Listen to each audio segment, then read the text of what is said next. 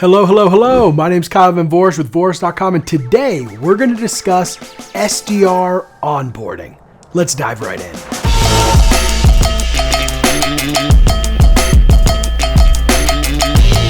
Alrighty, so today I want to talk about SDR onboarding. Now, obviously, this is a very deep topic.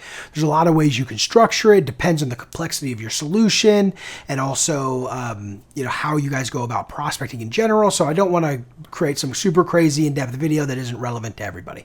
So instead, I'm just going to give you 3 high-level things that are necessary in order to have a smooth SDR onboarding process. Now, before I do, make sure to like and subscribe if this is the type of content you enjoy, because then I'll know to make more of it.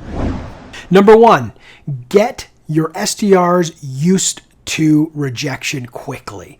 That means put them on the phone early and let them experience what it's like making cold calls. One of the mistakes that I see fairly often is there's a long period of time before the SDR actually hops on the phone, and they do so much training, so much call listening, that by the time they get on the phone, they're really nervous because they're not sure if they're going to be able to do it well like they've been experiencing and they've been trained to do. I like to cut all of that out. I typically will have the SDR do a call session on day 3 or day 4. At the latest, it'll be the beginning of their second week of onboarding. Number 2, focus on the problem, not the product. This is the biggest mistake that I see from SDR organizations when it comes to their onboarding. They spend a ton of time teaching the SDRs about the product when what they should really be learning about is the problem that the product is designed to solve.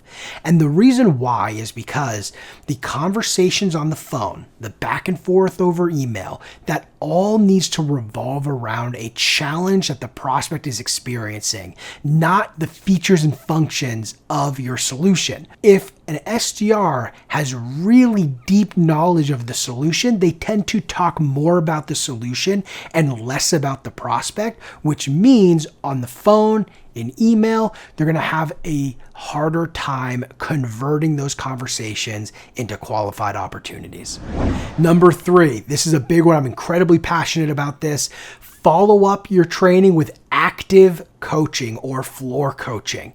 I am very passionate about having the SDR manager, and if it's you, this is what you should be doing, on the floor, listening to calls and giving real-time feedback. This is incredibly important because the SDR who is receiving the feedback has perfect context of what took place and can implement it on the next call. Versus in trainings, you might be listening to a call recording, giving them the feedback, and they have to figure out when it's going to be applicable again, and hopefully they remember it at that time. When you do it live during call sessions, then the SDR gets to immediately get that feedback, so there's no delay, and then when another call comes up, which it will because we're in a call session, they can implement that feedback immediately. I cannot overstate the value of floor coaching and real-time feedback with SDR teams. Alrighty, folks, that's it. Those are the 3 things that I feel are the most important when thinking about SDR onboarding. Of course, a deep topic. I'll do more videos about it. But if you can implement those 3 things, your onboarding program is going to be a lot better. I can promise you that.